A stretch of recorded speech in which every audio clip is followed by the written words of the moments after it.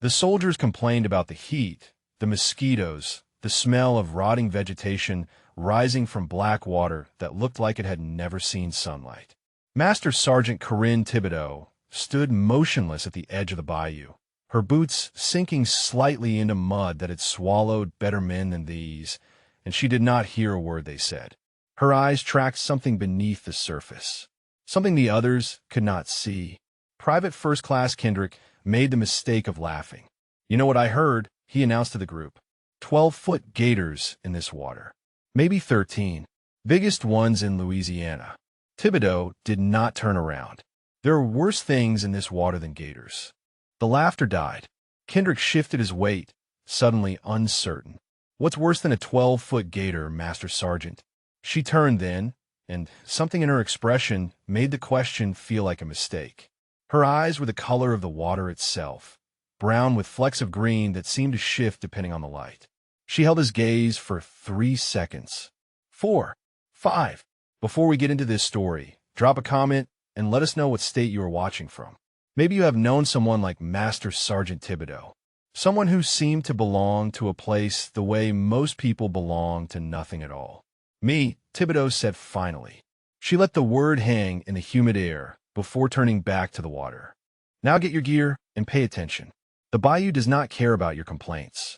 The class of 18 soldiers moved with notably less swagger as they gathered their equipment. Private First Class Amelia Fenton struggled with her pack, her hands trembling slightly as she adjusted the straps.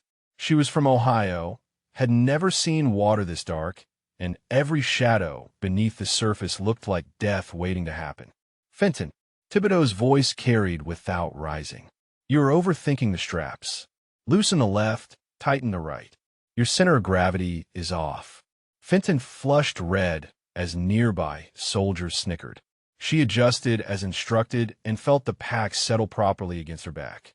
When she looked up to thank the Master Sergeant, Thibodeau had already moved on, demonstrating entry techniques to the group as if she had never stopped. The training continued through the morning. Thibodeau spoke rarely, but when she did, every word mattered. She moved through the shallow water like she had been born in it, which several soldiers would later learn was nearly true. Terrebonne Parish, Louisiana, daughter of a shrimper and a Homo woman who had taught her to read water before she could read words. Fenton fell twice. The first time, Kendrick laughed. The second time, he started to laugh but caught Thibodeau watching him with those unreadable eyes and thought better of it. During the break, Fenton sat alone at the edge of the training area, wringing water from her socks and trying not to cry. She had wanted this assignment, had fought for it, but the bayou terrified her in ways she could not explain, and the other soldiers had already written her off as dead weight. A canteen appeared in her peripheral vision. She looked up to find Thibodeau standing there, offering water without comment. "Thank you, Master Sergeant." Fenton took the canteen with shaking hands. "I am sorry about the falls. I will do better." Thibodeau sat down beside her, movements economical and precise. "When I was 7 years old, I was more afraid of this water than you are now. My mother threw me in any way. Said fear is just respect that has not learned its place yet." Fenton stared at her. "You were afraid of the water?" "Terrified." Thibodeau's expression did not change, but something in her voice softened almost imperceptibly. "The water does not care if you are afraid. It only cares if you are paying attention. So pay attention and let the fear do its job." She stood and walked away before Fenton could respond, but the words stayed. Fear is just respect that has not learned its place yet. The afternoon session went marginally better. Fenton fell only once, recovered faster, and noticed Thibodeau watching her with something that might have been approval. They were packing up the equipment when the vehicle arrived. A pristine SUV that had clearly never seen a dirt road, carrying a man whose uniform looked like it had been pressed 15 minutes ago. Captain Derek Hollister stepped out, surveyed the muddy training area with visible distaste, and walked directly toward the group without acknowledging the soldiers who straightened at his approach. He stopped in front of Thibodeau, who had not straightened at all. "Master Sergeant Thibodeau." He made her name sound like something unpleasant. "I have been reviewing the training records for this facility. Your file is interesting. Interesting how, sir? Hollister smiled without warmth. 30 pages of service record. 18 of them redacted. He studied her face for a reaction and found none. I've seen files like that before. Usually means someone spent a lot of time doing very little of importance in places that needed to sound classified. Thibodeau said nothing. The soldiers around them had gone very still. Things are going to change around here, Hollister continued. Efficiency metrics. Measurable outcomes. The days of playing in the swamp and calling a training are over. He turned and walked back to his vehicle without waiting for a response. The SUV pulled away, leaving silence in its wake. Sergeant First Class Broussard, who had been helping with equipment, moved to stand beside Thibodeau. He was a big man, Louisiana-born like her, with 15 years of service and a face that rarely showed surprise. But he was watching Thibodeau now with something that looked almost like concern. "You good, Corey?" Thibodeau's eyes stayed on the retreating vehicle. 18 pages redacted, she said quietly. "And he thinks that means I was doing nothing." Broussard let out a low breath. "You want me to make some calls? I know people who know people." "No." Thibodeau finally looked away from the road, her gaze settling on the black water of the bayou. "Let him look at my file. Let him see what he wants to see." She picked up her pack and started walking toward the dock, leaving Broussard standing there with a troubled expression. Fenton, who had been close enough to hear, turned to one of the other soldiers. "What is in those redacted pages?" The soldier shrugged. "Who knows? Probably just administrative stuff." But Fenton had seen the way Broussard looked at Thibodeau. She had seen the way Thibodeau looked at the water. And she was certain, absolutely certain, that those redacted pages contained something far more significant than administrative notes. The bayou held worse things than Gators. Maybe Master Sergeant Thibodeau had not been joking after all. The conference room smelled like air, conditioning, and ambition. Captain Hollister stood at the front, clicking through slides that showed graphs and percentages and training metrics reduced to colored bars on a screen. The senior NCOs sat in rows of folding chairs, their faces carefully neutral. Thibodeau sat in the back corner, where she always sat. Watching, waiting. "The current waterborne training program," Hollister announced, "requires an average of 6 weeks to complete." 6 weeks. He let the number hang in the air like an accusation. "Private sector companies train civilian divers in 3. We're going to cut our timeline in half and double our throughput." Sergeant First Class Broussard shifted in his seat. "Sir, with respect, we are not training recreational divers. We are training soldiers to operate in combat conditions in some of the most dangerous water environments on the planet." Hollister smiled the way a parent smiles at a child who has said something foolish. "And how many of your graduates have actually operated in combat water conditions, Sergeant?" Broussard's jaw tightened. "That is not the point, sir. That is exactly the point." Hollister clicked to the next slide. "We are spending resources preparing soldiers for scenarios that statistically will never occur. Efficiency means focusing on probable deployments, not hypothetical ones." Thibodeau spoke without raising her hand. "The soldiers I trained in '09 deployed to Afghanistan 18 months later. River crossing under fire. All of them survived." The room went quiet. Hollister turned to face her, his expression hardening. "And how many soldiers have you trained since then, Master Sergeant? How many of them have faced similar conditions?" Thibodeau met his gaze. "The ones who needed to. That is not a number." Hollister's voice carried an edge now. "I'm talking about measurable outcomes. Documented results. Not war stories from a decade ago." He turned back to his slides, dismissing her. "The restructuring will begin next month. Training timelines will be compressed. Redundant exercises will be eliminated. And every instructor will submit weekly efficiency reports documenting student progress against standardized metrics." The meeting ended 20 minutes later. Thibodeau was the first one out the door, walking with the controlled pace of someone who wanted to run but refused to give anyone the satisfaction. Broussard caught up with her outside. "Corey, hey, slow down." She did not slow down. He kept pace anyway. "You cannot let him get to you like that," Broussard said. "He is just another captain with a clipboard. They come and go. This one has connections." Thibodeau finally stopped, turning to face him. I saw the way Colonel Webb looked at him during the meeting. Hollister has someone above Webb pulling strings. Broussard frowned. How do you know that? Because Webb wanted to say something and did not. She started walking again. Hollister is not here to improve training. He is here to build a resume. And people like that do not care who they step on to do it. That night, Thibodeau dreamed of water. Black water rising around her, filling her lungs, dragging her down into darkness where voices screamed in Spanish and gunfire echoed like thunder. She woke at 0300 with her hand already reaching for a weapon that was not there, her heart pounding against her ribs like it was trying to escape. She sat on the edge of her bunk and waited for her breathing to slow. The barracks were quiet. Outside, the bayou hummed with the sound of insects and night birds and things moving through the darkness. Colombia. Always Colombia. She did not sleep again. Morning training began at 0600.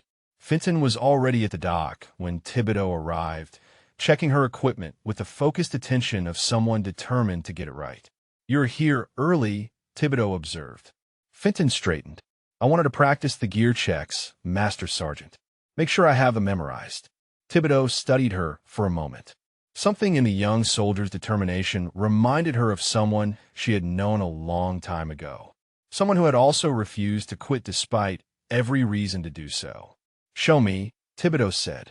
Fenton walked her through each step, her hands steady now, her voice confident. She had clearly been practicing. When she finished, she looked up at Thibodeau with barely concealed hope. "Better," Thibodeau said. Again, Fenton's face fell slightly, but she started over without complaint. This time Thibodeau watched more closely, noting the small improvements, the muscle memory beginning to form. "You are afraid of the water," Thibodeau said as Fenton worked. "But you are here anyway." "Why?" Fenton paused, considering the question. "My grandfather was in the Navy. World War II. He used to tell me stories about the Pacific." She resumed her gear check, fingers moving automatically now. "He said the ocean tried to kill him 100 different ways. But he kept going back because the men beside him needed him to." Thibodeau nodded slowly. "Your grandfather sounds like a good man." "He was." Fenton finished the check and looked up. "He said fear is not the enemy. Giving up is. Fear is just respect that has not learned its place yet," Thibodeau said, and something like a smile crossed her face for just a moment. The other soldiers began arriving, and Thibodeau moved into instructor mode, her brief moment of warmth disappearing behind the mask of professional distance. But Fenton had seen it, had seen the person behind the master sergeant, and she understood now that Thibodeau was not cold. She was careful. There was a difference. The training session was interrupted an hour in by the arrival of Staff Sergeant Ricky Guidry. He was new to the unit, transferred in the same week as Hollister, and he walked with the swagger of a man who believed he was destined for great things. "Master Sergeant Thibodeau," he called out, loud enough for everyone to hear. "Captain Hollister wants a word." Thibodeau did not stop her demonstration. "Tell him I am in the middle of training." He said, "Now, Master Sergeant." Guidry smiled. "Something about your program being under review." The soldiers shifted uncomfortably. Thibodeau finished her demonstration with deliberate slowness, then turned to Broussard. "Take over."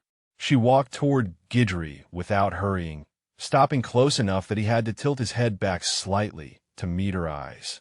The smile faded from his face. "Staff Sergeant," she said quietly, "the next time you interrupt my training to deliver a message, you'll do it with respect. Are we clear?" Guidry swallowed. "Clear, Master Sergeant." She walked past him toward the command building, and Fenton noticed that Guidry's hand was shaking slightly as he watched her go. Broussard moved up beside Fenton, his voice low. "You see that?" "See what?" "The way Guidry looked at her just now." Broussard shook his head slowly. "He transferred in from Fort Benning. Spent 3 years there. Thinks he is hard." "And?" Broussard turned back to the training group, but his eyes stayed on the path Thibodeau had taken. "And he just met someone who actually is." 20 minutes later, Thibodeau returned. Her expression revealed nothing, but there was a tension in her shoulders that had not been there before. Broussard raised an eyebrow. "Well?" Thibodeau picked up the demonstration equipment and turned to face the waiting soldiers. "The captain has informed me that my training program is under evaluation," she said, her voice flat and professional. "Effective immediately, all curriculum decisions will require his approval." She began the next demonstration without another word, but Fenton saw her glance once toward the bayou, toward the black water that seemed to call to her even now. And Fenton wondered what would happen when someone tried to take away the only thing that seemed to give Master Sergeant Thibodeau peace. Thibodeau found Hollister in his office the next morning. The room was immaculate, climate-controlled. Certificates and commendations covered every wall, arranged with the precision of someone who wanted visitors to see them immediately upon entry. Hollister did not look up from his computer. "Master Sergeant, I assume you are here to discuss the evaluation." "I am here to discuss the safety of my soldiers, sir." Now he looked up, leaning back in his chair with an expression of practiced patience. "Your soldiers." He let the words hang. That is interesting phrasing for someone whose program may not exist in 6 weeks. Thibodeau remained at attention, her voice level. "The waterborne training program has been running for 11 years. Every soldier who has completed it has survived deployment to water-based operational environments. That is not a statistic you can improve by cutting corners." Hollister smiled. "Corners." He stood and walked around his desk, stopping a few feet from her. "Do you know what I see when I look at your program, Master Sergeant? I see an instructor who has been hiding in the swamp for 8 years while real soldiers were fighting real wars." The words landed like a slap. Thibodeau did not flinch. "I see outdated methods," Hollister continued. "I see resistance to change disguised as tradition. And I see someone who has confused comfort with competence." "Sir," Thibodeau's voice did not waver, "my methods have kept soldiers alive. Your methods are inefficient." Hollister returned to his desk and sat down. "The evaluation will proceed. You will submit daily reports on training progress, and you will implement the curriculum changes I have outlined, or you will be reassigned." He looked back at his computer screen. "Dismissed." Thibodeau stood there for 3 seconds. 4, 5. Then she turned and walked out without another word. Broussard was waiting outside, leaning against the building with his arms crossed. From his expression, he had heard everything through the thin walls. "Hiding in the swamp," he said quietly. "That is what he thinks you have been doing." Thibodeau started walking toward the training area. "Let him think what he wants." "Corey." Broussard fell into step beside her. "I was at Bragg in 07. I heard stories about a unit that did not exist, about operations in places we were not supposed to be." He lowered his voice. "About someone they called Rougarou." Thibodeau stopped walking. Her eyes met his, and for just a moment, the mask slipped. Something old and tired looked out from behind her careful composure. "That was a long time ago," she said. "What happened?" She did not answer. She did not have to. Broussard nodded slowly. "So what are you going to do about Hollister?" "My job." Thibodeau resumed walking. "Same as always." The afternoon training session drew a larger audience than usual. Word had spread about the confrontation with Hollister, and soldiers from other units had found reasons to be near the waterborne training area. They wanted to see what would happen next. Thibodeau gave them a show, though not the kind they expected. The exercise was a navigation drill through the bayou's narrow channels. Most instructors would demonstrate from a boat, pointing out landmarks and hazards from a safe distance. Thibodeau stripped down to her training gear and slipped into the water without a word. She moved through the channels like she was part of them. No splashing, no wasted motion. She navigated by instinct, reading currents and shadows that were invisible to the watching soldiers. At one point, she submerged completely, staying under for nearly 2 minutes before surfacing 50 meters away, exactly where she had said she would be. The soldiers watched in silence. Even the ones who had come to gawk had stopped talking. Fenton stood at the water's edge, her fear temporarily forgotten, replaced by something closer to awe. She had never seen anyone move like that, like the water was not an obstacle, but an extension of their own body. Thibodeau emerged from the bayou without a sound, water streaming from her weathered skin. Her breathing was barely elevated. "That is what 6 weeks of training looks like," she said to the assembled soldiers. That is what the captain wants to cut in half. No one laughed. No one made a joke about Gators. That evening, Thibodeau sat alone on the dock, her feet hanging over the black water. The sun was setting, painting the bayou in shades of orange and red that made it look almost peaceful. Almost. Fenton approached hesitantly. "Master Sergeant, may I join you?" Thibodeau nodded without looking up. Fenton sat down beside her, maintaining a respectful distance. "What Sergeant Broussard said earlier. About Rougarou. What does that mean?" "It is a Cajun legend." Thibodeau's voice was distant, like she was speaking from somewhere far away. "A creature that lives in the swamps. Part wolf, part human.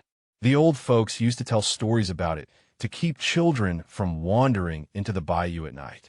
Fenton waited, sensing there was more. They said the Rougarou could move through the water without making a ripple, that it could see in the darkness, that it would hunt anyone who threatened its territory. Thibodeau finally looked at her, and her eyes caught the fading light in a way that made them seem to glow. "It was just a story, something to scare children. But someone called you that name." Thibodeau turned back to the water. "Someone did." The silence stretched between them, filled with the sounds of the bayou settling into night. Somewhere in the darkness, something large moved through the water. Fenton tensed, but Thibodeau did not react at all. "You are not afraid of anything out here, are you?" Fenton asked. "I am afraid of plenty of things." Thibodeau stood, brushing mud from her uniform. "Just not the things most people are afraid of." She started walking back toward the barracks, then stopped. "Fenton, the captain is going to announce a training exercise tomorrow. A field evaluation in the deep bayou. He wants to prove his new methods work." "How do you know that?" "Because that is what men like him do. They need to be right more than they need to be safe." Thibodeau's silhouette was dark against the dying light. "When he makes the announcement, I want you to volunteer." Fenton's stomach clenched. The deep bayou, the place the other soldiers whispered about. "Why?" "Because you are ready, and because someone needs to be out there who understands that the bayou is not something you conquer. It is something you survive." She walked away, leaving Fenton alone on the dock with the sounds of the swamp and a growing certainty that something bad was coming. The next morning, Hollister made his announcement.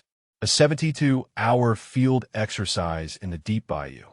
Full immersion training using his new accelerated curriculum. He smiled as he described it, proud of his efficiency. Thibodeau listened from the back of the room, her face revealing nothing. But when she caught Broussard's eye, she shook her head once. "He's going to get someone killed," she said quietly, and there was nothing in her voice that sounded like exaggeration. The briefing room felt smaller than usual. Soldiers packed the rows of folding chairs while Hollister stood at the front, gesturing at maps and satellite imagery with the enthusiasm of a man who had never been anywhere the maps depicted. "The exercise will commence at 0500 tomorrow," he announced. "For teams of 5 soldiers each. 72 hours in the deep bayou training area. Navigation, survival, and water crossing exercises based on the new accelerated curriculum." Thibodeau stood against the back wall, arms crossed, watching the faces of the soldiers. Most of them had never been to the deep bayou. They did not understand what 72 hours out there actually meant. "Team leaders will be assigned based on performance metrics," Hollister continued. "Staff Sergeant Guidry will lead Team 1. Guidry straightened in his seat, failing to hide his satisfaction. "Master Sergeant Thibodeau will serve as overall safety observer." Hollister smiled in her direction. "In an advisory capacity only." The insult was clear. She would be present but powerless. A witness to whatever happened, unable to intervene. Fenton raised her hand. "Sir, I volunteer for the exercise." Hollister looked surprised, then pleased. "Excellent initiative, Private. You will be assigned to Team 3. Thibodeau caught Fenton's eye and gave an almost imperceptible nod. After the briefing, Broussard cornered Thibodeau outside. "Advisory capacity." He shook his head. "He is setting you up to take the blame if anything goes wrong." "I know. So what are you going to do?" Thibodeau looked toward the tree line, where the bayou waited in the distance. "Whatever I have to."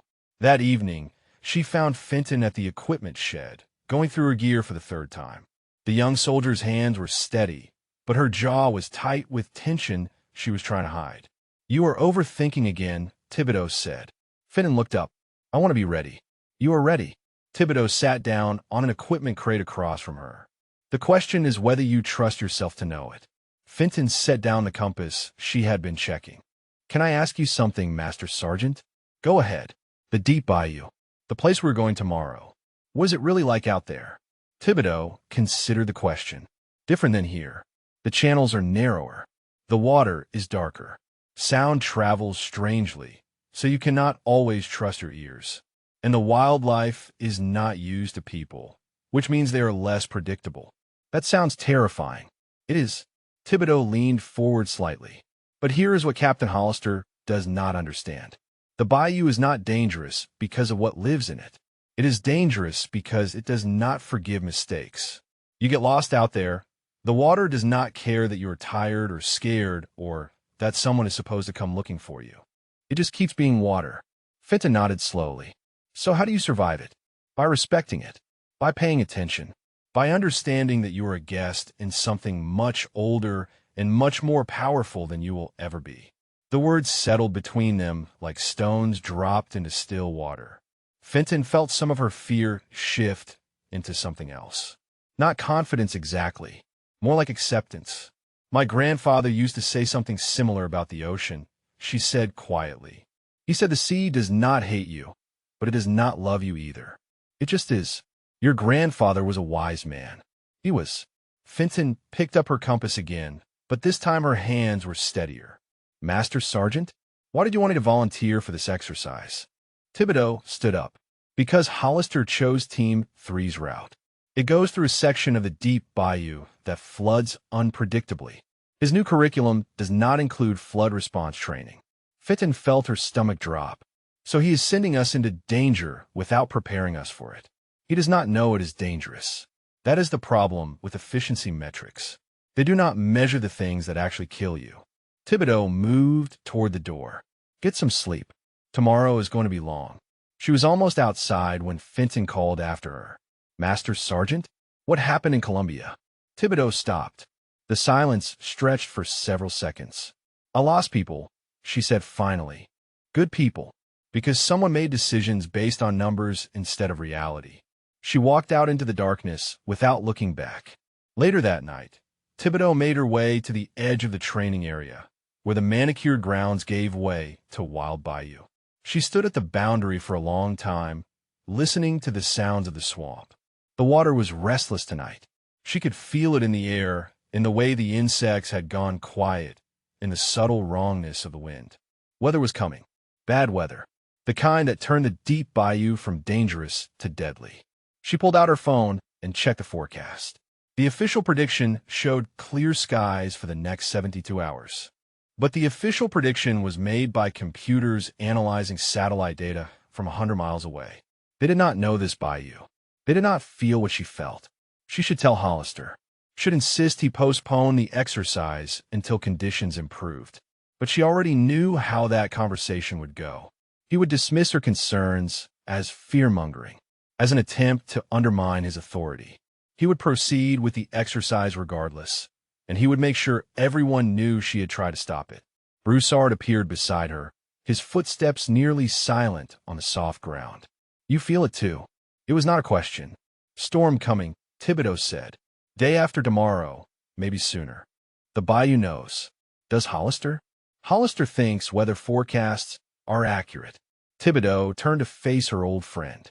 "If I push this, he will remove me from the exercise entirely. Advisory capacity is bad enough. If I'm not out there at all, then nobody who actually knows the bayou will be there when things go wrong." They stood together in the darkness, listening to the restless water. "I have been doing this for 8 years," Thibodeau said quietly, "training soldiers to survive places that want to kill them. I thought I could make a difference from the inside. Teach enough people, maybe some of them would survive what I survived. And now a man who has never been wet above the ankle is sending unprepared soldiers into one of the most dangerous environments in Louisiana, and the best I can do is watch." "The bayou is restless," Broussard said. "Something is coming." Thibodeau looked out at the black water, her eyes tracking shadows that no one else could see. Something always is. The boats launched at 0-500 into water that looked like spilled ink. For teams, 20 soldiers, 72 hours in a place most of them had only heard about in warnings. Thibodeau rowed in the lead boat with Hollister, who had insisted on accompanying the first leg of the exercise to document its success. He sat in the center of the vessel with a tablet computer, recording notes and taking photographs that would later appear in his efficiency reports. She watched the tree line pass and felt the wrongness growing in her chest. The deep bayou swallowed them slowly. The channels narrowed. The canopy thickened until the early morning light became a gray twilight that seemed to exist outside of time. Sounds changed out here. Voices carried strangely, sometimes echoing back from directions that made no sense. Team 3 split off at the first checkpoint, heading down a channel that curved east toward the flooding zone. Fenton sat in the rear of their boat, her eyes scanning the water with the careful attention Thibodeau had taught her. Thibodeau watched them disappear around the bend and said nothing. By noon, the teams had dispersed to their assigned sectors. Hollister returned to the command post, satisfied that his exercise was proceeding according to schedule. Thibodeau remained in the bayou, moving between checkpoints in a small flat-bottomed boat she had requisitioned from the equipment shed. She found Broussard at checkpoint 4, monitoring radio traffic. "Anything?" she asked. "Team 1 is ahead of schedule." Broussard checked his notes. "Guidry is pushing them hard. Team 2 is on pace. Teams 3 and 4 are running about 30 minutes behind. The eastern channels are slower." Thibodeau looked at the sky through a gap in the canopy. "More obstacles." Hollister's timeline does not account for that. His timeline does not account for a lot of things. The afternoon brought clouds. Not the dramatic thunderheads that announced themselves with distant rumbling, but a slow gray thickening that crept across the sky like something trying not to be noticed. Thibodeau felt the pressure change in her sinuses, in the old scars on her hands, in the way the water moved beneath her boat. She keyed her radio. "All teams, this is Safety Observer. Report status." The responses came back in sequence. Team 1, all green. Team 2, all green. Team 4, all green. Silence from Team 3. Team 3, report status. Static. Then a broken transmission. Team 3, checkpoint, slight delay. The signal cut out. Thibodeau was moving before the static faded, her boat cutting through the water toward the eastern channels. Broussard's voice crackled over the radio behind her, but she was already too far away to hear the words clearly. She found Team 3 40 minutes later, stopped in a channel that had narrowed to barely twice the width of their boat. The soldiers looked tired and frustrated. Their team leader, a sergeant named Womack, was arguing with a navigation specialist over a map that had become increasingly useless. "Master Sergeant," Womack looked relieved to see her. "The channel we were supposed to take is blocked. Fallen tree, looks like it came down recently. We have been trying to find an alternate route." Thibodeau studied the water around them. The blockage was not natural. The tree had been dead for months, probably weakened by insects and rot. But something had pushed it over. Something large. "Where's Private Fenton?" "Here, Master Sergeant." Fenton emerged from the rear of the boat, her face pale but composed. "I am fine." Thibodeau nodded and turned back to Womack. "There is an alternate channel 200 meters back. Narrow entrance, easy to miss. It will add an hour to your route, but it reconnects with your original path past the blockage." "How do you know that?" "Because I have been through these channels more times than you have been alive, Sergeant." Womack did not argue. As Team 3 prepared to reverse course, Fenton moved to the side of the boat nearest Thibodeau. "Master Sergeant, can I ask you something?" "You usually do." "Colombia. You said you lost people. What really happened?" Thibodeau was quiet for a long moment, her eyes on the darkening water. "It was '08, a mission that did not exist, in a place we were never supposed to be. 6 of us went in. I was the only one who came out." Finn waited. "We were tracking a target through the river systems. The intelligence said he would be at a specific location at a specific time. The intelligence was wrong." Thibodeau's voice was flat, emotionless, like she was reading from a report. "They were waiting for us. ambush in a channel not much wider than this one. My team never had a chance. But you survived. I survived because I was in the water when the shooting started. Because the darkness was my friend that night, not theirs. Because I did what I was trained to do while everyone I cared about died around me. The words hung in the humid air. Somewhere in the distance, something large moved through the undergrowth. I spent 6 years doing things that nobody will ever know about, Thibodeau continued. And then I spent 8 years trying to teach other soldiers how to survive the things I survived. Because maybe if I save enough of them, it will start to make up for the ones I could not save. Fenton did not know what to say. She reached out and touched Thibodeau's arm briefly, a gesture of connection that said what words could not. The radio crackled.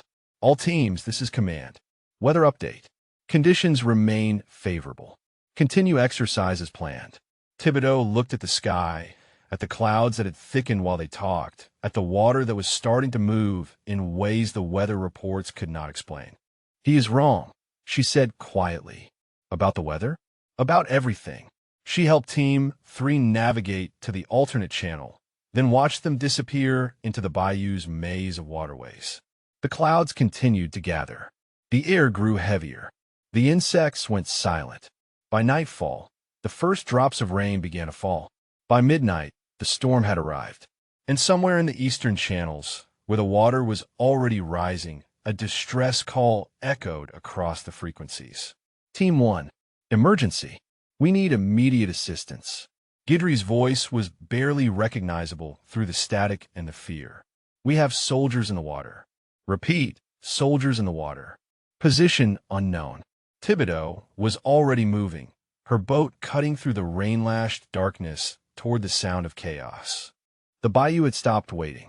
Rain hammered the bayou like artillery fire. The channels that had been navigable hours ago were now swollen and angry, currents pulling in directions that defied the maps. Thibodeau cut through the darkness with only instinct to guide her, the boat's small spotlight barely penetrating 20 feet into the storm. The radio traffic was chaos. Hollister's voice kept breaking through, demanding status reports and coordinates that nobody could provide.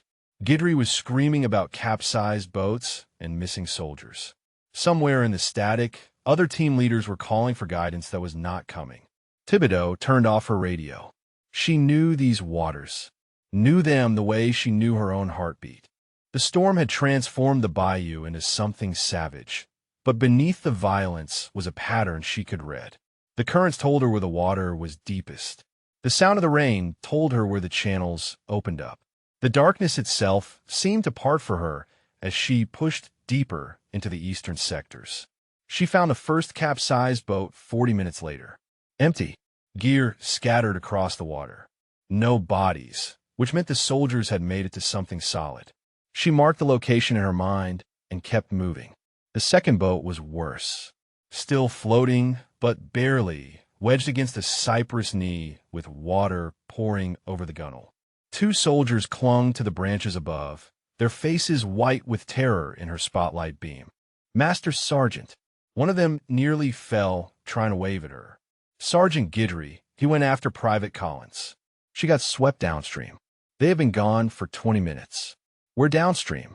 The soldier pointed with a shaking hand toward a channel that branched off into absolute darkness. That way. The current took her that way. Thibodeau calculated distances and currents in her head. 20 minutes in water like this. A soldier without proper training. A channel that led into the deepest part of the flooding zone.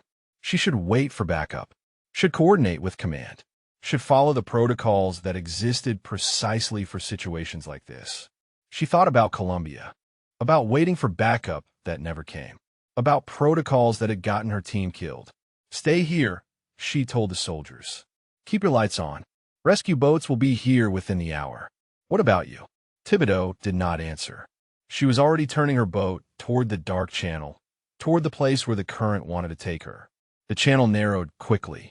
Trees pressed in from both sides, their branches scraping against the boat like fingers trying to hold her back.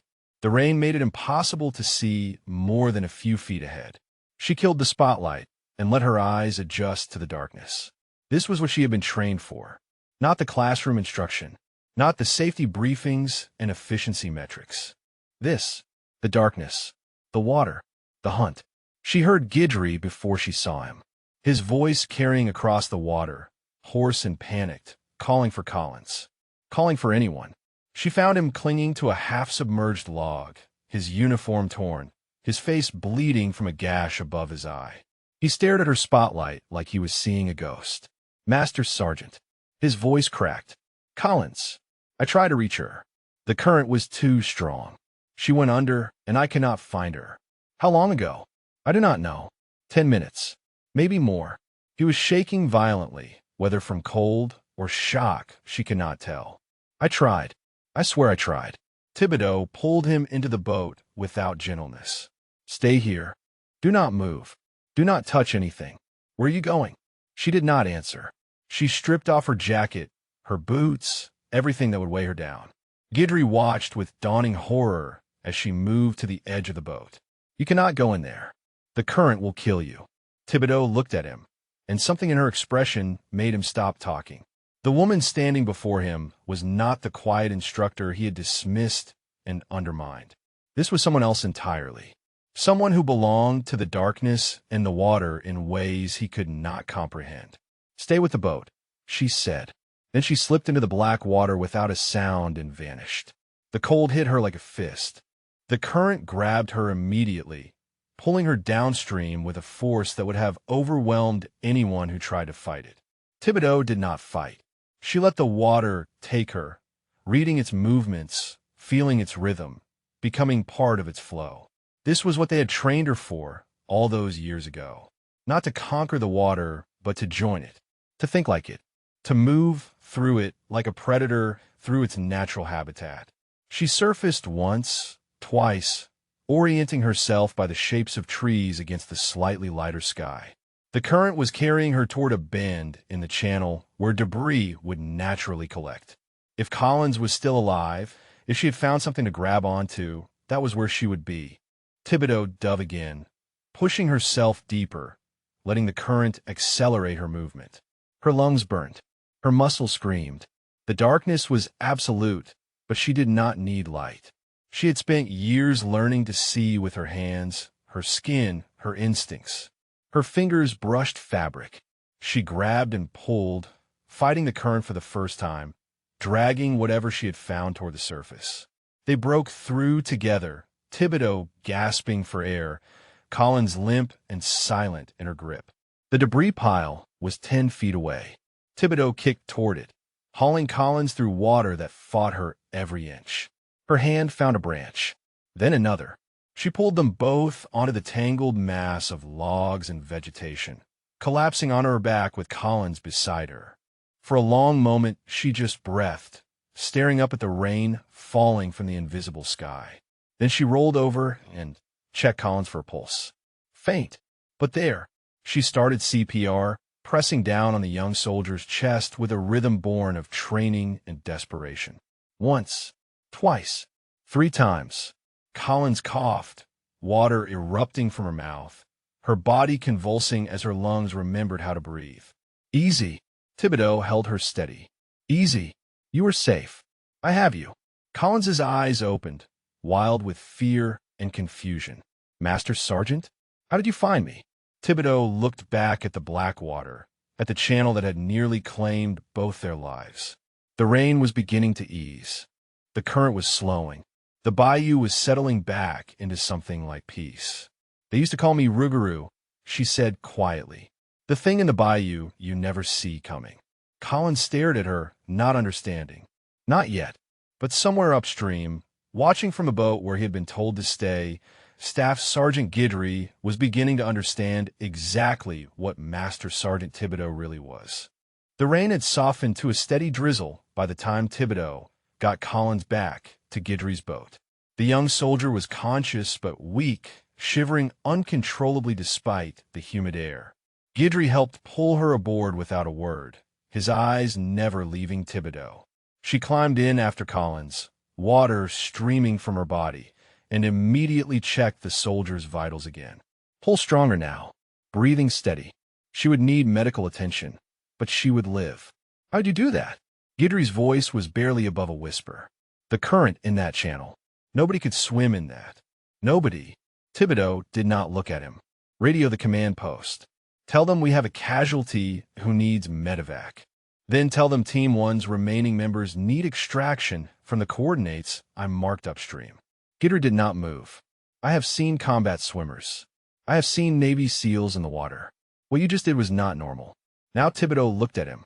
Her eyes caught the faint light from his headlamp, and something in them made Guidry take a half step backward. Make the call, Staff Sergeant.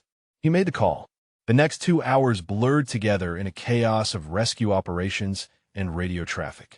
Thibodeau coordinated from the water, directing boats to stranded soldiers, navigating channels that the official maps said did not exist. She seemed to be everywhere at once, appearing out of the darkness whenever a team needed guidance, vanishing again before anyone could question how she had gotten there. Broussard found her at Checkpoint 7, where the rescued soldiers from Team 1 were being assembled for transport.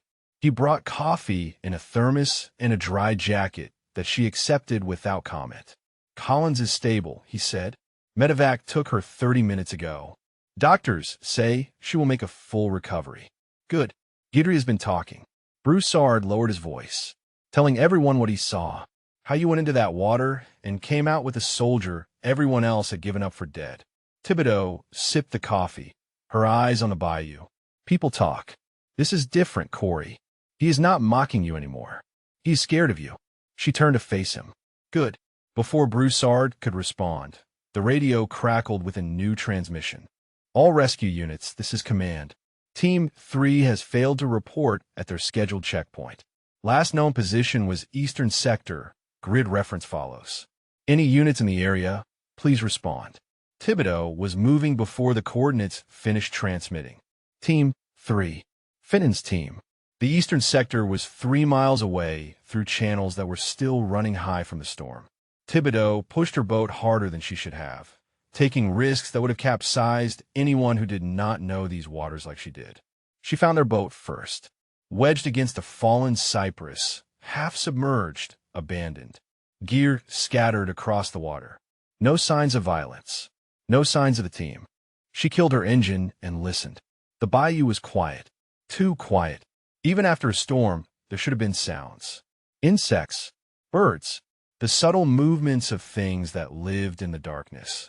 Instead, there was nothing but the soft lap of water against her hull. Then she heard it. Faint. Almost lost in the ambient noise. A human voice calling out from somewhere to the north. She followed the sound through channels that grew progressively narrower, the trees pressing in until she had to duck to avoid low-hanging branches. The voice grew clearer as she approached. Multiple voices now, scared but alive. She found them on a patch of high ground that barely qualified as solid earth. For soldiers huddled together in the darkness, their lights dead, their radio silent. Sergeant Womack sat apart from the others, his leg bent at an angle that made Thibodeau's jaw tighten. Master Sergeant. Fenton's voice cracked with relief. We did not think anyone would find us. Thibodeau beached her boat and moved to assess the situation. What happened? The channel flooded faster than we expected, Womack said through gritted teeth. Boat flipped. I hit something underwater. Broke my leg. The others got me here, but the radio got soaked. We have been calling out for hours. Thibodeau examined his leg with practiced efficiency. Clean break. Painful, but not life-threatening. She looked at Fenton. You kept them together. Kept them calm. You taught me, Fenton said simply. Pay attention. Respect the water. Do not panic. Something shifted in Thibodeau's expression. Not quite a smile, but close. She splinted Womack's leg with materials from her emergency kit, then helped load the team into her boat. It was crowded and rode low in the water, but she knew channels that would get them back safely. As they navigated through the darkness, Fenton moved to sit beside her. Master Sergeant, when you went after Collins, Guidry said you disappeared into the water for almost 10 minutes. Closer to 8. That is impossible.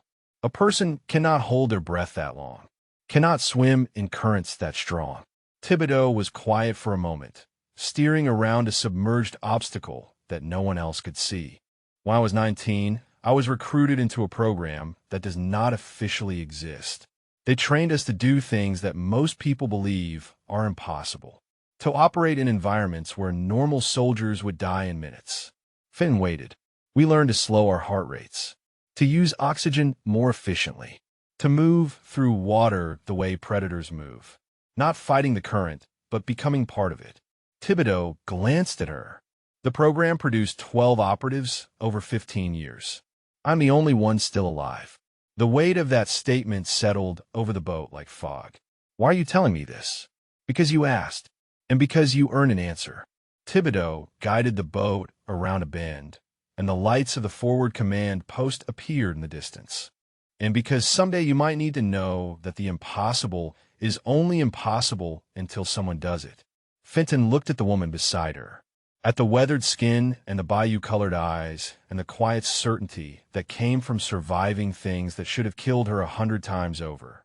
She understood now. The Bayou did hold worse things than Gators, and Master Sergeant Corinne Thibodeau was one of them. The forward command post was chaos when Thibodeau arrived with Team 3.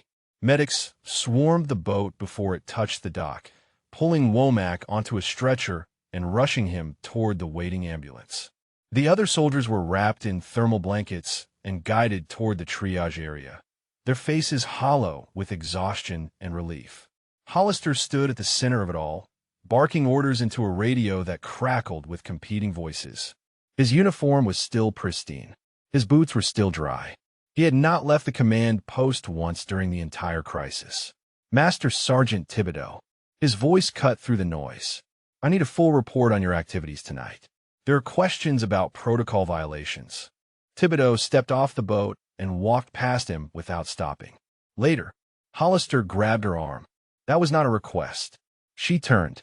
The movement was subtle, barely perceptible, but suddenly Hollister's grip was broken, and he was a step backward without understanding how he had gotten there.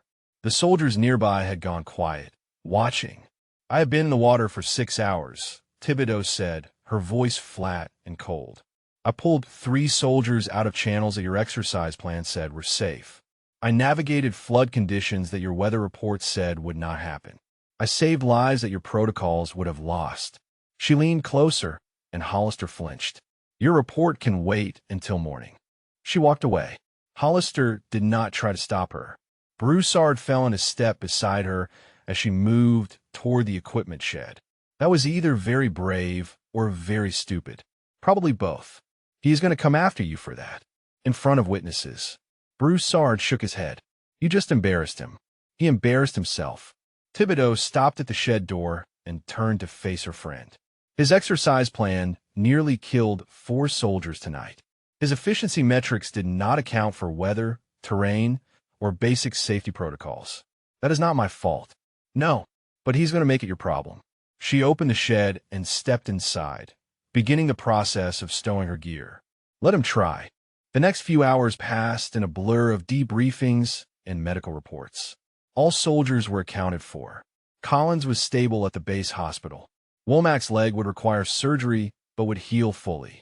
The other rescued soldiers had minor injuries and exposure, but nothing life-threatening.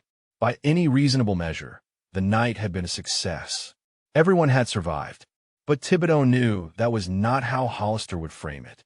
She found a quiet corner of the mess hall as dawn broke over the bayou. The storm had passed completely now, leaving behind a sky washed clean and pale. She sat alone with coffee she did not taste, staring out the window at the water that had tried to kill her soldiers. Fenton appeared in the doorway, hesitant. Master Sergeant? May I sit? Thibodeau nodded. Fenton sat across from her, her own coffee untouched. I cannot sleep. Every time I close my eyes, I see the water rising. That'll pass. Thibodeau's voice was distant. Eventually. Does it ever stop? The fear? No. Thibodeau finally looked at her. But you learn to use it. Fear keeps you sharp, keeps you paying attention. The soldiers who stop being afraid are the ones who get killed. Fenton absorbed this in silence. Then she asked the question that had been building all night. Colombia, the team you lost. What were their names? Thibodeau was quiet for a long moment. Most people did not ask. Most people understood that some doors were meant to stay closed. But Finnan had earned something tonight, had proven herself in ways that mattered. Rodriguez. Thibodeau's voice was barely above a whisper. Chun. Patterson. Okafor. Williams. She paused, and a man named Marcus Webb. Fenton's eyes widened. Webb? Like Lieutenant Colonel Webb? His younger brother. Thibodeau stared at her coffee. Marcus was our team leader. Best soldier I ever served with. He died 30 feet from me, and I could not reach him in time. Does the colonel know? He knows. Thibodeau finally took a sip of her coffee. He is the one who recruited me for instructor duty. Said his brother would have wanted me to keep teaching. Keep saving the ones I could. The weight of the revelation settled between them. Finnan understood now why Webb had protected Thibodeau, why he had given her latitude that other officers would not have. The mess hall door opened, and Broussard entered with an expression that made Thibodeau set down her cup. What?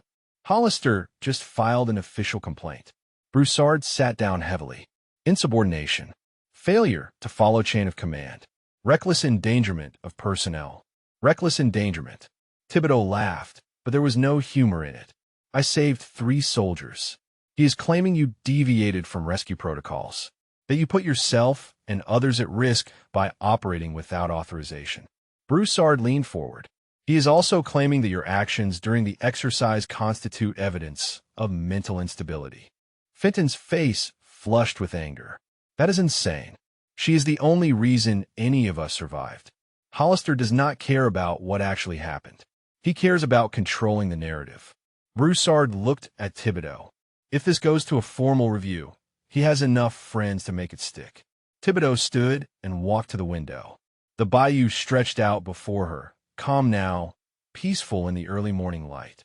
The water that had raged and threatened just hours ago was smooth as glass. She had spent 8 years here. 8 years teaching soldiers to survive. 8 years trying to make peace with the ghosts that followed her from Colombia. And now a man who had never been wet above the ankle was trying to take it away. What are you going to do? Finnan asked.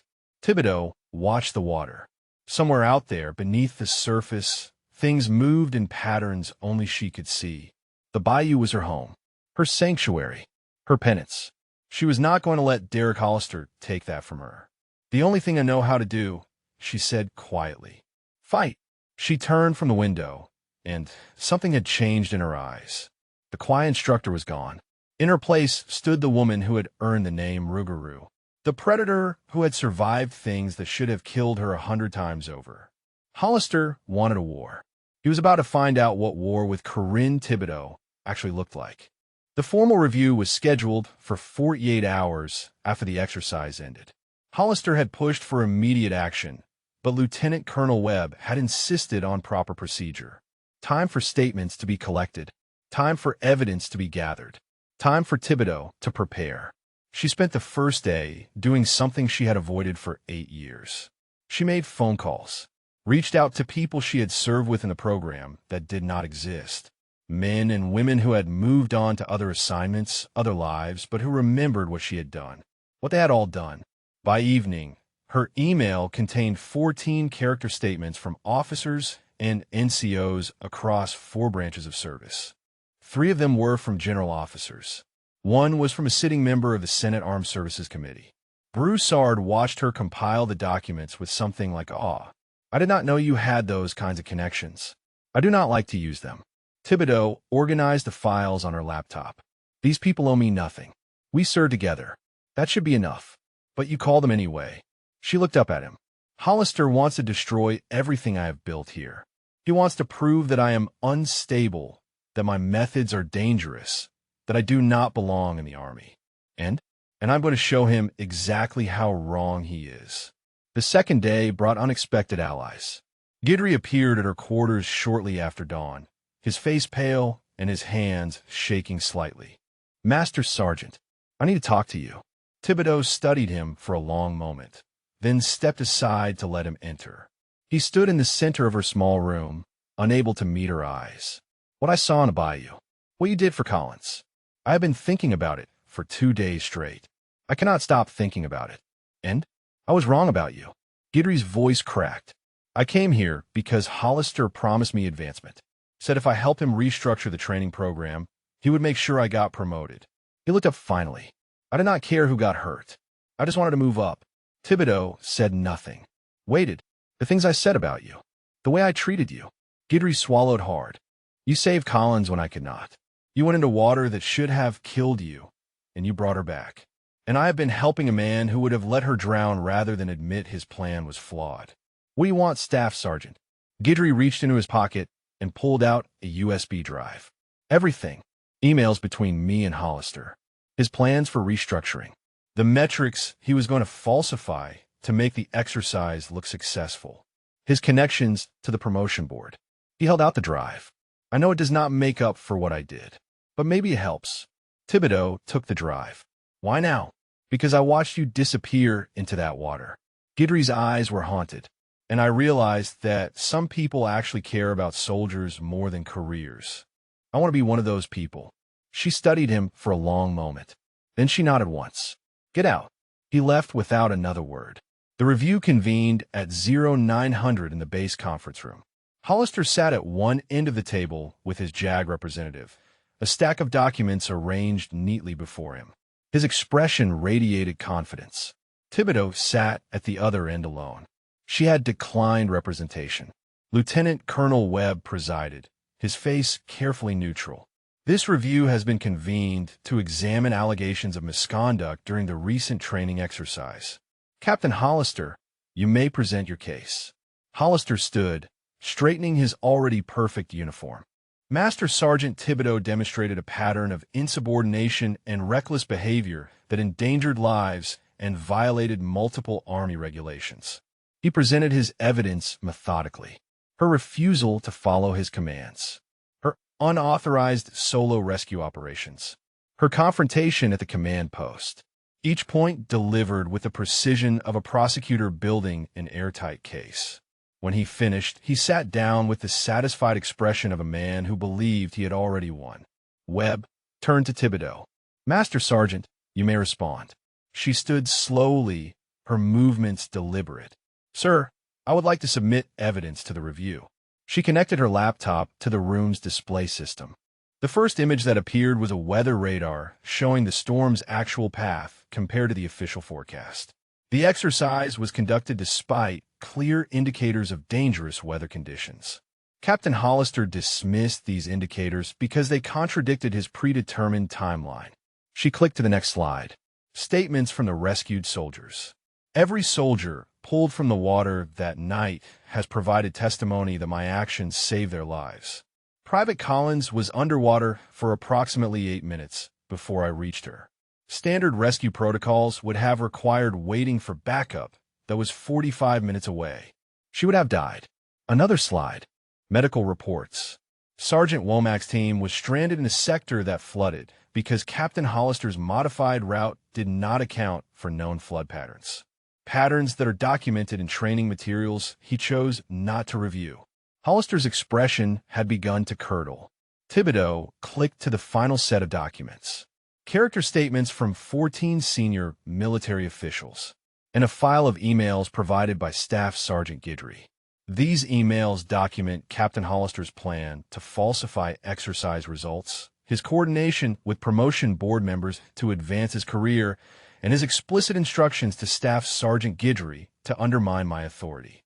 The room had gone completely silent. Webb's face was unreadable as he reviewed the documents. Captain Hollister, do you have a response to these allegations? Hollister was pale now, his confidence evaporating. Those emails are taken out of context. Guidry is lying to protect himself. Staff Sergeant Guidry has provided sworn testimony corroborating every email. Thibodeau's voice was calm, almost gentle. He has also agreed to testify before a formal investigation, if required. Webb looked at Hollister for a long moment. Then he looked at Thibodeau. Master Sergeant, based on the evidence presented, all allegations against you are dismissed. He turned back to Hollister. Captain, you will remain on base pending a full investigation into the matters raised today. You are relieved of command effective immediately. Hollister opened his mouth to protest, but nothing came out. Thibodeau gathered her materials and walked toward the door. She paused as she passed Hollister, leaning close enough that only he could hear. "The Bayou does not forgive mistakes," she said quietly. "Neither do I." She walked out into the Louisiana sunshine, and for the first time in days, she felt something like peace. Word spread through the base like wildfire. By noon, everyone knew that Captain Hollister had been relieved of command. By evening, the details had taken on the quality of legend. The quiet instructor who had faced down a political officer and won. The woman who had pulled soldiers from impossible waters and then destroyed her accuser with evidence and calm precision. Thibodeau avoided the attention as much as possible. She spent the afternoon at the equipment shed, inventorying gear that had been damaged during the exercise. Mundane work, grounding work, the kind of task that let her hands move while her mind processed everything that had happened. Broussard found her there as the sun began to set. "You are hiding. I am working." He leaned against the doorframe, arms crossed. "The mess hall is full of soldiers telling stories about you." Guidry has been holding court for hours, describing what he saw in the water. He shook his head. "You should hear the way he talks about it, like he witnessed something holy." Thibodeau set down the life jacket she had been inspecting. "I just did my job." "No." Broussard's voice was serious now. "You did something most people cannot do. You saved lives that everyone else had given up on. And then you took down an officer who had the system on his side." He stepped into the shed. "That is not just doing your job, Corey. That is being extraordinary." She did not respond. Did not know how to respond. "Lieutenant Colonel Webb wants to see you," Broussard continued. "His office. Whenever you are ready." Thibodeau nodded and set aside her work. She walked across the base in the fading light, passing soldiers who nodded respectfully or stepped aside to let her pass. The attention made her uncomfortable, but she understood it. These were soldiers who had trained under her, who had survived because of what she taught them. They were not looking at her with awe. They were looking at her with recognition. Webb's office was warm and cluttered, filled with photographs and memorabilia from a 30-year career. He stood when she entered, gesturing to a chair across from his desk. "Master Sergeant, please sit." She sat. Webb settled into his own chair and studied her for a long moment. "I spoke with some of your references today. General Morrison, Colonel Park, Senator Williams." He shook his head slowly. "I knew you had a distinguished service record. I did not realize how distinguished." "It was a long time ago, sir." "They did not seem to think so." Webb leaned forward. "Morrison told me about an operation in the Philippines. A hostage extraction that officially never happened. He said you went into the water alone and came out with 3 American civilians who had been given up for dead." Thibodeau said nothing. "Park told me about something similar in Venezuela. And Williams mentioned a classified briefing where your name came up in connection with operations he still cannot discuss." Webb's eyes were sharp, assessing. "You have been hiding here, Master Sergeant, using instructor duty as a way to disappear." "I have been doing my job, sir." "You have been doing far less than you are capable of." Webb stood and walked to the window, looking out at the bayou in the distance. "My brother used to write to me about you. Before Columbia. He said you were the most naturally gifted water operator he had ever seen. Said you moved through the water like you were born in it." Thibodeau's throat tightened. Marcus was kind. Marcus was honest. Webb turned to face her. "He also told me that if anything ever happened to him, I should make sure you kept serving, kept teaching. He said the Army needed people like you, even if the Army did not always know it." The silence stretched between them, heavy with things unsaid. "I blamed myself for years," Thibodeau said finally. "For Columbia. For not being able to save them. I know. I came here because I thought I could make up for it. Train enough soldiers, save enough lives, maybe eventually the scales would balance." Webb sat down on the edge of his desk, closer to her now. "And have they balanced?" Thibodeau thought about Collins, pulled from Blackwater. About Fenton, who had conquered her fear and kept her team alive. About the hundreds of soldiers she had trained over 8 years, scattered across the world, surviving because of what she taught them. "I do not know," she said honestly, "but I'm starting to think that is not the point." Webb nodded slowly. "I am putting you in for a commendation. For your actions during the exercise."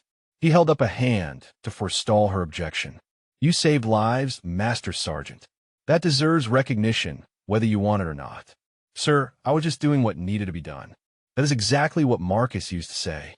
Webb smiled, and for a moment Thibodeau could see the resemblance to his brother. He also used to say that the soldiers who do extraordinary things always think they are just doing their jobs. He returned to his chair. There is something else I want to discuss with you. Sir, your future. Webb folded his hands on his desk. Hollister is finished. His connections will not save him from falsifying documents and endangering soldiers, which means the training program needs new leadership. Permanent leadership. Thibodeau understood what he was offering. Full authority over the waterborne training program. No more interference from political officers with efficiency metrics. The chance to build something lasting. I am also prepared to recommend you for promotion, Webb continued. You have been a master sergeant for 6 years. It is time you moved up. She sat with the offer for a long moment. A week ago, she would have refused, would have insisted that she was content where she was, doing what she was doing, hiding in the swamp, as Hollister had put it. But something had changed in the bayou during the storm. Something had shifted when she dove into black water and came out with a soldier everyone else had given up on. She had spent 8 years running from what she was. Maybe it was time to stop running. I have conditions, she said. Name them. I choose my own curriculum. No efficiency metrics. No accelerated timelines. Soldiers learn at the pace the bayou demands, not the pace some spreadsheet dictates. Done. And I want Finnan assigned to my staff. She has potential. Real potential. I want to develop it. Webb smiled. Already in progress. She requested the assignment this morning. Thibodeau felt something loosen in her chest. Something that had been tight for a very long time. Then I accept, sir. Webb stood and extended his hand. Welcome back, Master Sergeant. It is good to finally see you. The investigation into Captain Hollister concluded 3 weeks later. The findings were damning. Falsification of official documents. Conspiracy to manipulate promotion boards. Reckless endangerment of military personnel. Conduct unbecoming an officer. He was given the option to resign his commission rather than face court-martial. He took it. By the end of the month, Derek Hollister was a civilian, his military career reduced to a cautionary tale whispered among junior officers. Thibodeau heard the news while reviewing equipment requisitions in her new office. It was a small space, barely larger than a closet, but it was hers. The window looked out over the bayou, and she had positioned her desk so she could see the water while she worked. Broussard appeared in the doorway. Hollister is gone. Processed out this morning. She nodded without looking up from her paperwork. You do not seem surprised. I am not. Thibodeau signed her name to a supply request and set it aside. Men like Hollister always think they are smarter than the system. They never consider that the system has seen their type before. Broussard leaned against the doorframe, a familiar posture. What happens now? Now we rebuild. Thibodeau finally looked up. The training schedule needs to be redesigned. The curriculum needs to be updated. And we have a new class arriving in 2 weeks. She allowed herself a small smile. Lieutenant Colonel Webb approved your transfer this morning. You are officially assigned to waterborne training. If you want it. Broussard's face split into a wide grin. Corey, I have been trying to get this assignment for 3 years. I know. Why do you think I recommended you? He stepped into the office and dropped into the chair across from her desk. So what is the plan? First, we assess what we have. Thibodeau pulled out a folder thick with papers. Then we figure out what we need. Hollister cut corners everywhere. Equipment is outdated. Safety protocols are inadequate. Training routes have not been updated since I arrived here. That is a lot of work. Yes, but it is the right work. She met his eyes. These soldiers deserve better than what they have been getting. They deserve instructors who care whether they live or die. Broussard nodded slowly. You know, when you first got here, I thought you were just another burned-out operator hiding from the real world. I was. Maybe. But you are not anymore. He stood and moved toward the door. Whatever happened out there in the storm, whatever you remembered about yourself, I am glad it happened. He left before she could respond. That afternoon, Thibodeau walked the perimeter of the training facility with Fenton at her side. The young soldier had recovered fully from the exercise, though she still flinched sometimes at unexpected sounds near water. That would fade with time. The important thing was that she had not quit. The new equipment list needs to include updated radios, Fenton said, consulting her tablet. The ones we have cannot handle the interference in the deep bayou. If we had better communications during the exercise, we might have avoided some of the problems. Good thinking. Make a note. We will need to justify the expense, so start compiling data on communication failures during previous exercises. Fenton nodded and typed rapidly. What about the curriculum changes? That is more complicated. Thibodeau stopped at the edge of the water, looking out over the bayou. Hollister was wrong about a lot of things, but he was not entirely wrong about efficiency. There are ways to streamline training without compromising safety. How do we find a balance? By listening. To the soldiers. To the water. To ourselves. Thibodeau turned to face her. The bayou will teach us what it needs us to know if we pay attention. Fenton smiled. That sounds like something my grandfather would have said. Maybe he and I would have gotten along. They continued their walk in comfortable silence. The sun was warm on their shoulders, and the bayou hummed with the sounds of life returning to normal after the storm. Somewhere in the distance, a heron took flight, its wings catching the light as it rose. Master Sergeant? Fenton's voice was hesitant. Can I ask you something personal? You usually do. After everything that happened. Colombia. The program. All those years of operations that do not exist. She paused, searching for the right words. Do you ever regret it? Any of it? Thibodeau considered the question carefully. She thought about the missions, the kills, the friends she had lost, and the enemies she had made. The years spent in darkness, doing things that most people could not imagine. I regret the people I could not save, she said finally. I regret the cost of what I did to myself. But the work itself? No, I do not regret that. Why not? Because it mattered. Thibodeau looked at the young soldier beside her. Every mission, every operation, every time I went into the water, it was because someone needed to, because there were lives on the line that only we could save. She shook her head. You cannot regret doing what needs to be done. You can only regret not doing it well enough. Fenton absorbed this in silence. Then she nodded. I think I understand. Give it time. Understanding comes with experience.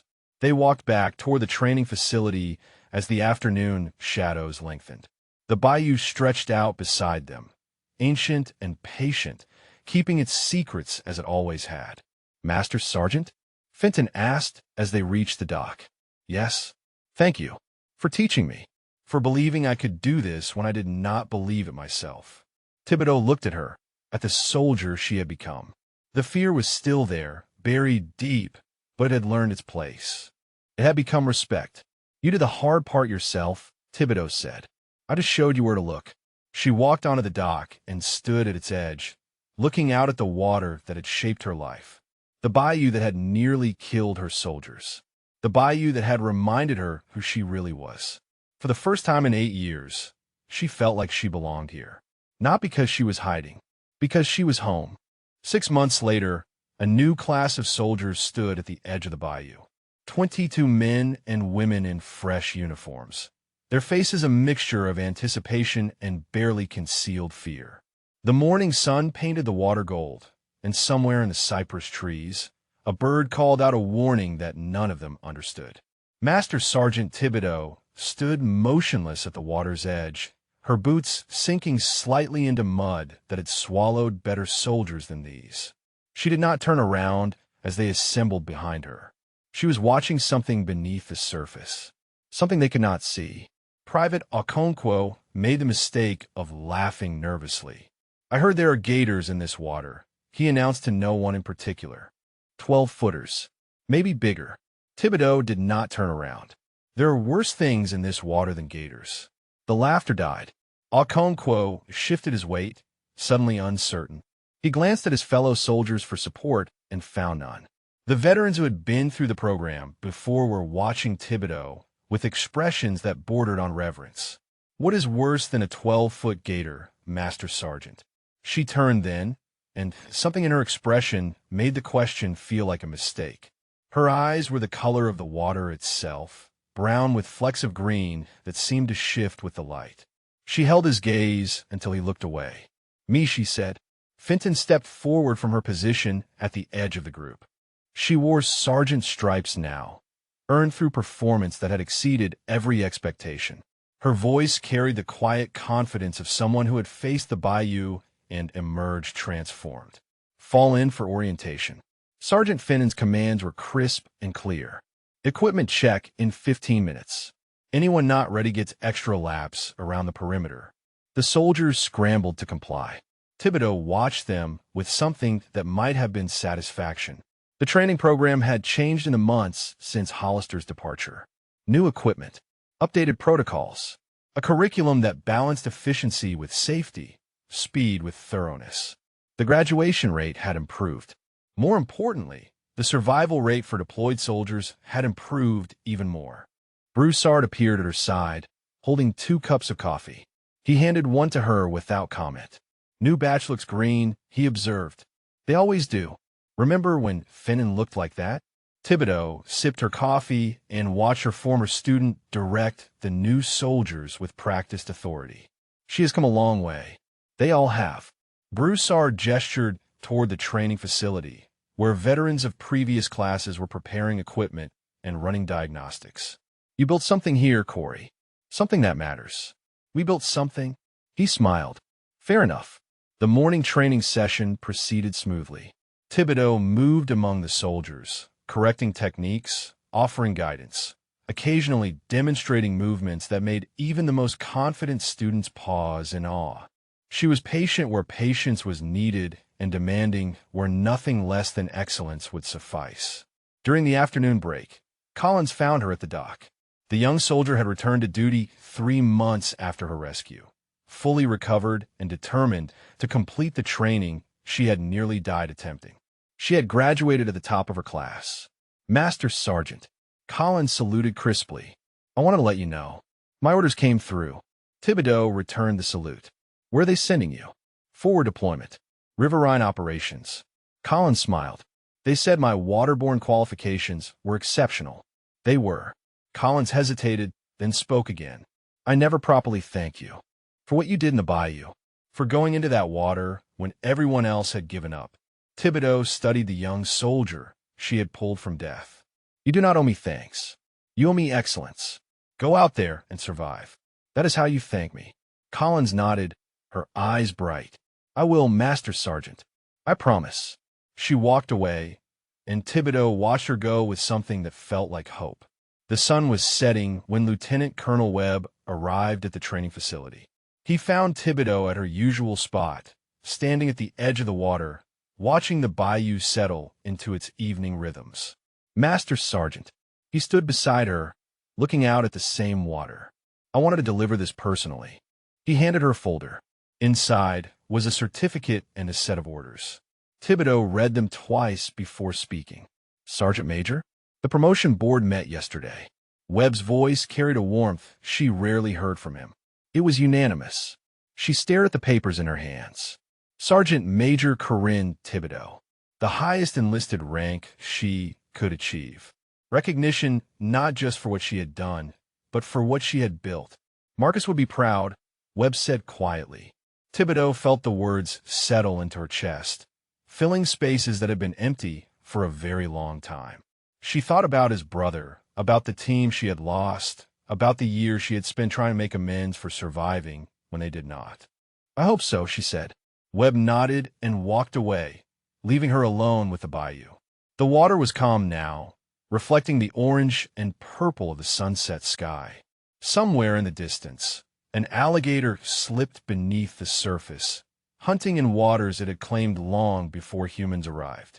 The insects began their evening chorus, and the birds settled into the cypress trees for the night.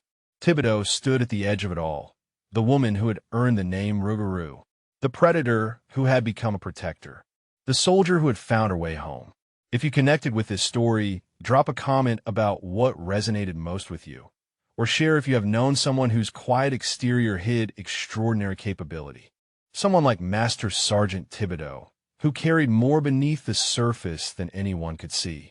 She stayed at the water's edge until the last light faded from the sky. Then she turned and walked back toward the training facility, where tomorrow's soldiers waited to learn what she had to teach them. The bayou held worse things than gators. And Corinne Thibodeau was proud to be one of them.